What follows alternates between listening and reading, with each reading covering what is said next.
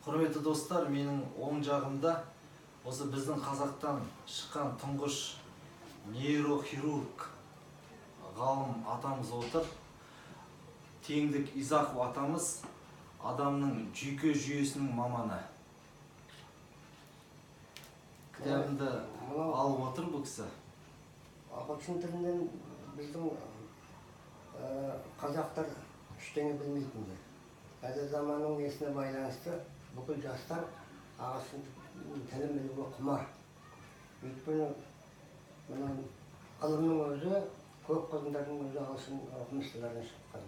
Мысалы үшін ДНК деген бар.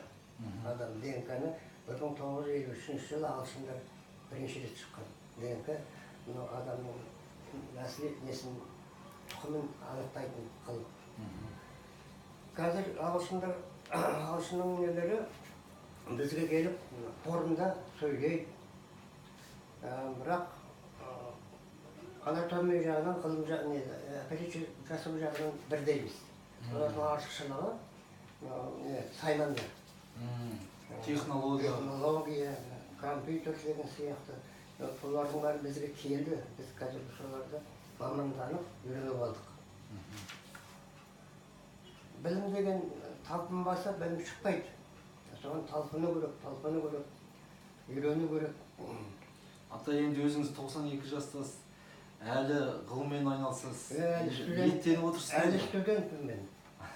Өйткені күнде форумдарда, конференцияларға барып, почетный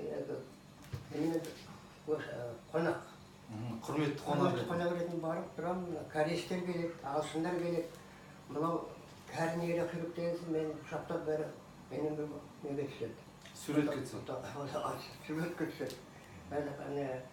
Япониядан бір қыз келген анасына. Sonra профессор мені құшақтап суретке түсірген.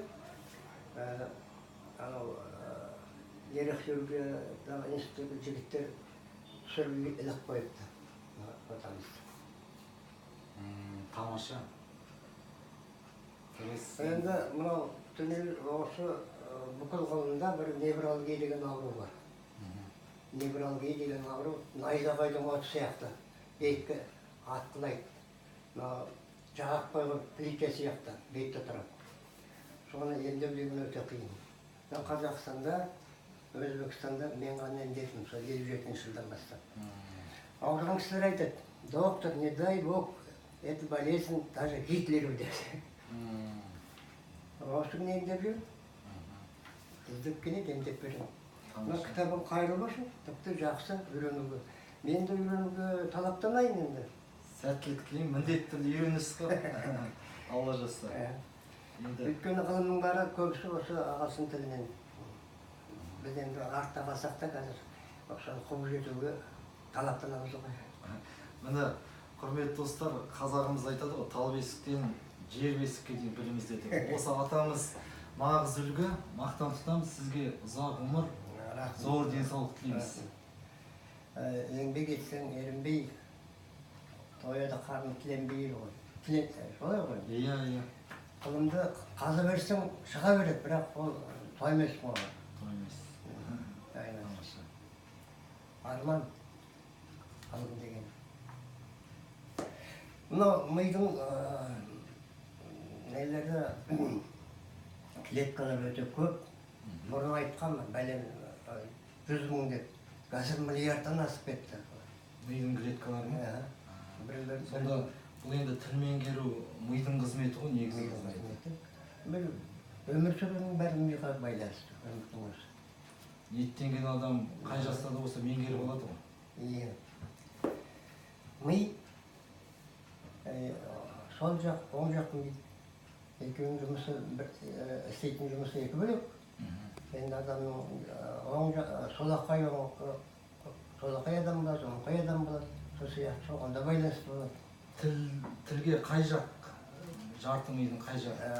Сол жақ. Сол жақ, е, бұл жағы. Сол жақта тілдің брака деген центр болады. Сол жерде есеп, музыка, конструкция, орталығы. Ол жер травма алғанда, мысалы үшін, ДТП болғанда болса, қан құйса адам сөйлемей қалады. Жай